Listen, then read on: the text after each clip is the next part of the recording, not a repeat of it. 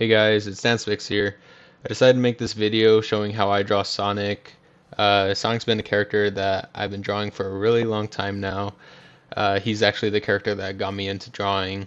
And so I decided to make this video to kind of show those who are either learning how to draw, who want to get into drawing, as this character with his really unique character design is what got me into drawing. And I'm doing this video unscripted, by the way, so sorry, it's not as professional. But yeah, so I just thought I'd make this quick little tutorial to show you guys how I draw him in my style. So here we go. First I start off with a basic circle. But I'm basically drawing these guidelines showing where his face is, where he's facing, where the middle of his face is, and then just a basic kind of bean shape for his body, marking out where the arms and legs are going to be. I am drawing modern Sonic, as I really like, I wouldn't say I like his design more than classic. They're both really good, but I just feel like I really like the aesthetic more of modern Sonic, so this is what I'm drawing for today. But most of the same principles and kind of design aspects could be applied to both. So basically, after you got the really rough sketch down, you know how he's posed, where you want him facing, then you move on to the different sketch. I make sure to put everything on a different layer. I like to lower the opacity of the first one just so I know where, or just so it doesn't clash with my new layer. I always start off with the eyes. I just feel like it's a good starting point, kind of getting that rough shape in. And then with the eyes, I always like to mark out kind of where it's going to be first, like this, just so it has that nice kind of flowy feel. I don't really like them to be super rigid. I just like them because they go along in a curve, you know? And then right here, I just make sure they're nice and round, and I kind of move them wherever they need to be once I'm happy with that. And then next, I move on to his cheek or his mouth. And I like to make his cheek kind of intersect with his mouth just so that way they kind of connect and join in together. Unlike kind of the modern model that they're using, where it just stops in the middle of the cheek, yeah, like that, where it's just kind of, it just comes together smoothly. But yeah, I really like for his cheek and his eyes to intersect like that. It just gives his eyes a more popping out, like they're more circular, they look more natural, it just looks better overall. And next we got his nose. It's just a simple little bean shape, you know, smaller, that connects to his mouth and gets a little larger towards the tip. And then he got his eyebrows. His ears are really cool. I like drawing his ears, kind of like how Tyson Hess does it, you know, whereas the ear that's facing farthest away from him still shows the inside. It's just a little skinny, but you could still see it because it just creates that more depth and it just looks better. And then the inner ear, or the ear that's facing more towards the camera, you just draw it a little thicker, more rounded out. See, this ear you draw more thicker, that one thinner. It just gives a good, nice illusion of perspective. And his eyes are just two little ovals. They're really stretched out. They're not circular. His mouth, you can give him a classic little smirk like that.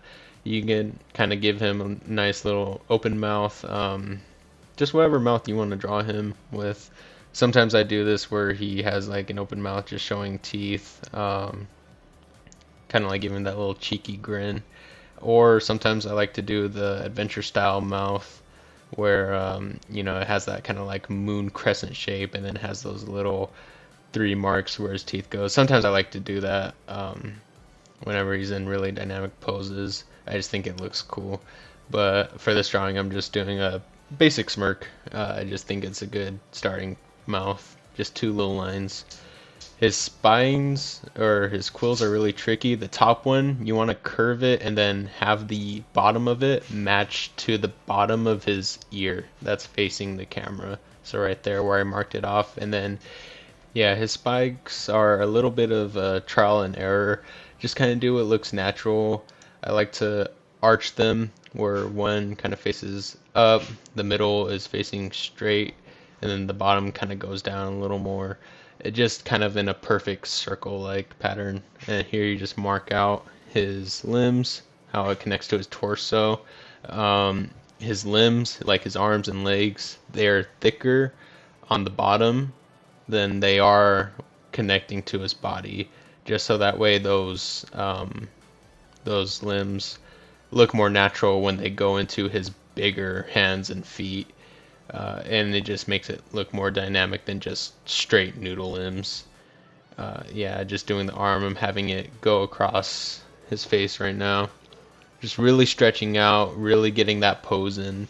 Oh, I forgot to mention this earlier, but whenever you do draw a character and you're having them posing, you do want a line of action. I have him uh, going at kind of an angle towards the top corner. It just makes it look more natural whenever you're posing a character. And if you're doing a stilted, you just want to still have that line of action when it's still. But his cuffs right here, you just want to basically make it seem like two donuts stacked onto each other. But make them a little loose. They are fabric after all. They're his gloves basically rolled up to his wrists, which I wonder what they would look like if he were to straighten them out, if they would cover his whole arms. But yeah, just play around with them. They could be loose, they could be flowing with the way he's running or how he's moving. And I always shift your sketch just to better align yourself. And yeah, his feet are basically the same thing as the ones on his wrists. Just, draw that inner circle and then draw the two donuts. Alright, and then for his shoes, he does have triangle-ish shoes. I like to round them out a bit just so they look a little more flowy. You can see I drew a previous version of his right shoe, but I'm gonna fix that up later. Hands can be really difficult for multiple reasons. They're just really complex things. I have them in fists.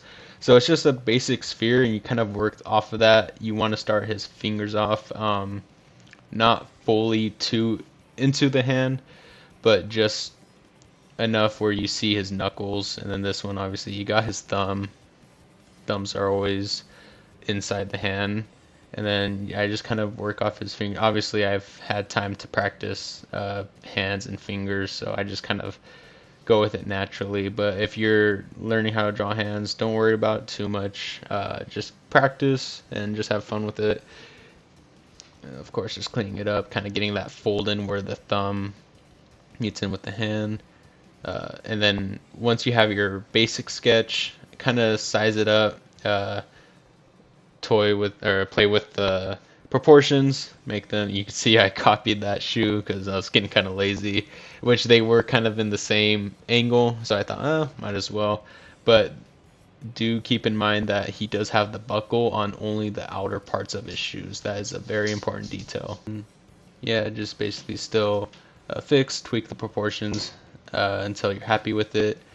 Yeah, go back and change things however you need them to be so that they look better, look more natural.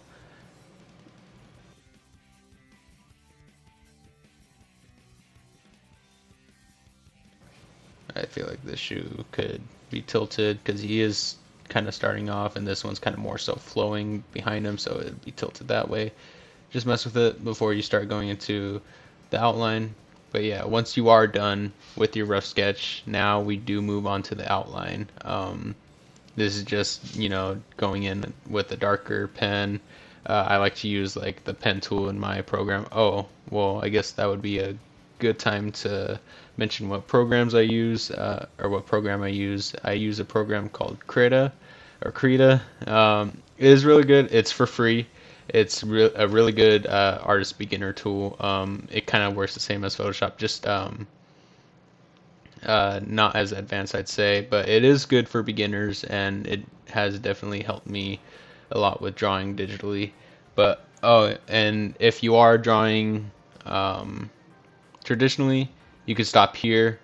But if you are drawing digital, yeah, this is where outlining comes to play. I just do a darker brush, and then I just like keep it smooth. A good tip, if you're drawing intersecting lines and you don't want to erase too much of what you already have, create a new layer, draw the line, and then erase it before you merge it into each other, just so you get that perfect line and doesn't intersect with it. And I do make the top part of his eyes more thick, just so it's his eyelash. It makes it a little thicker, and that is a good thing to remember when doing outlines is line weight. That is really important that you vary in thickness within your lines just so it is more dynamic and it's a little more interesting to look at rather than every line being the same uh, thickness overall. It just makes it a little more stilted and boring. But yeah, I like to go light in the eyes and then yeah, make that upper part thicker for his eyelashes. That gives it a nice kind of little splash of line weight. Then you see here the cheek, I just make it really flow into the eyes really seamlessly. And yeah, you just kind of go around and basically tracing your sketch um, with how you want it to be. Um, well, since it is just tracing, I feel like this would be a good part to talk about where I get my inspirations from when drawing Sonic. I really take inspiration from Tyson Hess. Obviously, really love his design, what he's done for all the animated shorts he's done, as well as in the comics. I think it's just a really unique look for the character. It's nice and refreshing. He actually gives them character, unlike the games. But oh, this is a good part. Good thing to know is how I erased those lines there before, just to kind of give that little sharp edge. See right there, like I did with the eyebrows. It just makes it look nicer than it just ending on a flat point at the end. And then yeah, see here, line weight also comes to play. I make the inner ears thinner, and then the line surrounding the ears thicker. Sorry if you hear my dog in the background. He's just chilling with me. Say hi, Ren. Okay.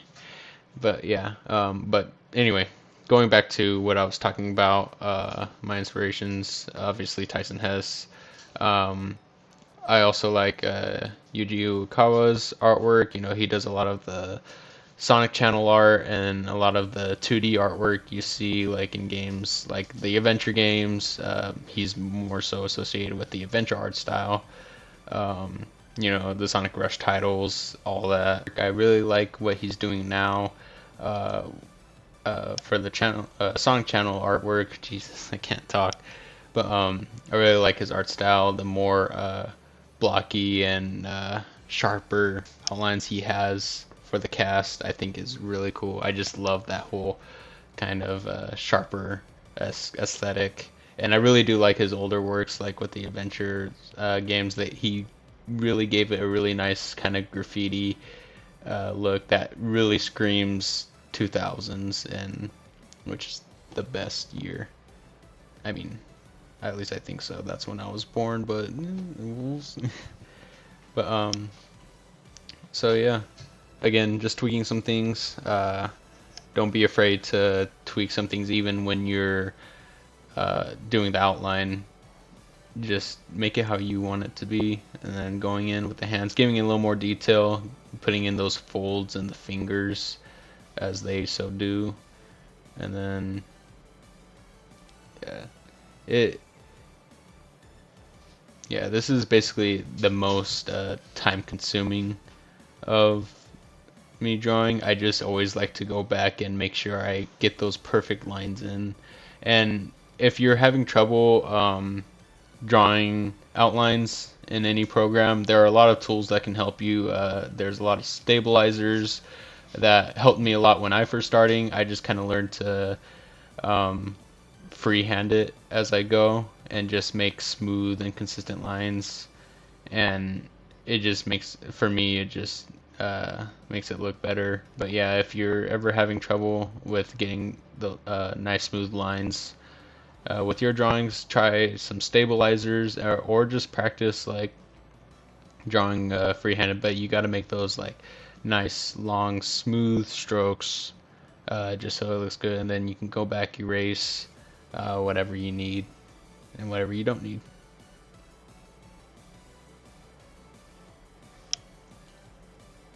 So yeah, and then here, just finishing up shoes, putting in those little treads at the bottom, or I guess his soles.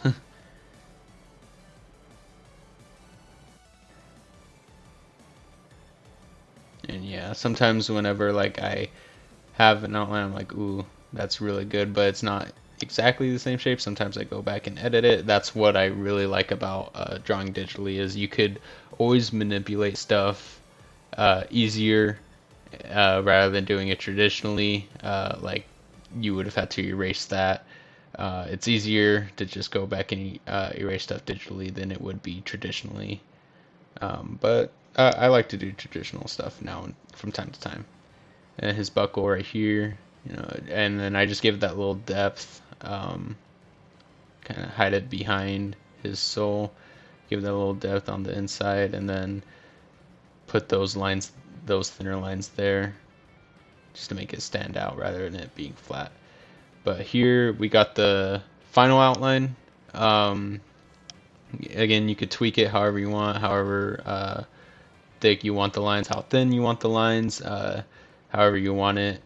But once we're done with here, then we now go into coloring aspect of this drawing.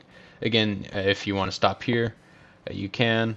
I just like to give color to my pieces just so it looks more lively and it looks nicer. But yeah, so we go in here. With me in coloring, I like to kind of color it in myself rather than using a paint bucket tool. I understand this takes longer and is probably not the most efficient way, but for me, it's just more fun. It's kind of like reminds me when I was a kid and just doing those coloring books. But also the reason why I do this is this program, the paint bucket tool, is a little weird. So I tend not to use it. It just kind of doesn't fill in every bit. So I just like to go in and fill it out myself just so I know everything is filled out. And then I gave him that really dark I like when Sonic has that darker shade of blue. I don't really like it when he has the light blue. Kind of why I like modern Sonic, but I mean with classic Sonic the light blue still does work. Of course, got to give him those classic red shoes. Actually, they're not shoes, they're boots, which I feel like a lot of people are now figuring out, as they were confirmed to be boots. Just those aren't his socks, they're just his boots rolled down, which is a little weird, but I still like to think of them as sneakers, because why would you run in boots? That just sounds really uncomfortable.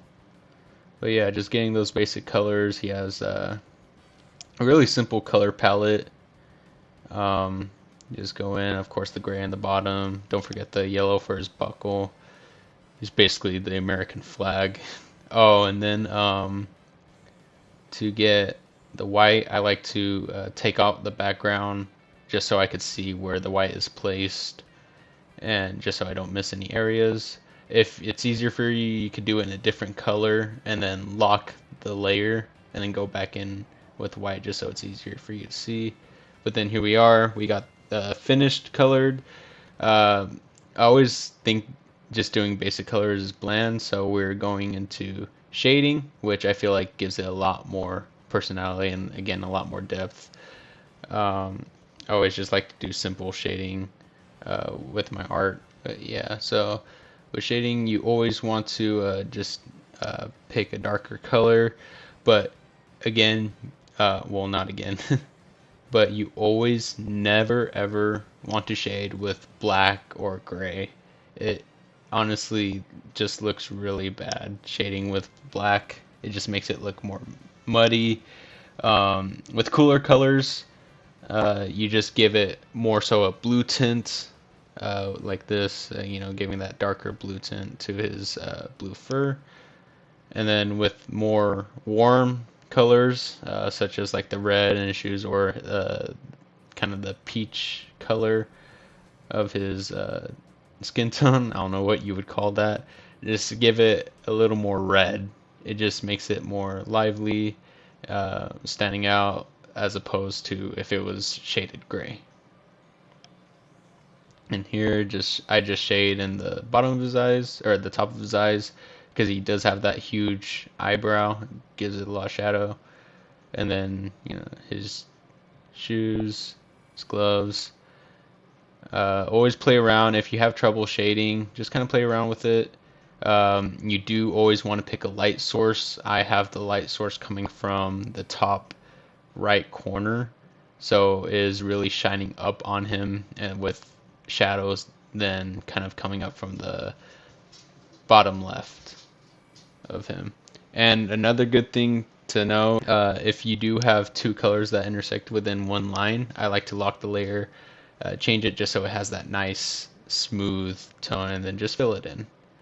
But another tip for shading is to kind of make things rounded off, more circular. It just makes it look more natural than it being a straight line.